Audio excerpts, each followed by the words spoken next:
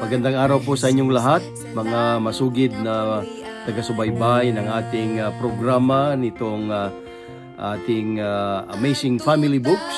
Maraming salamat at kasama ko kayo muli sa ating pong pag-aaral.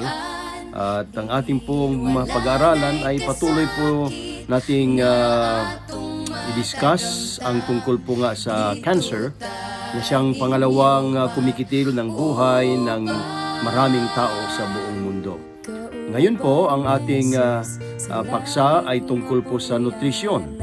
Ano po yung dapat nating kainin at inumin upang tayo ay maging ligtas sa cancer, at kung mayroon man tayong cancer, ito na po ang ating mga dapat ipasok sa ating katawan. So this is nutrition.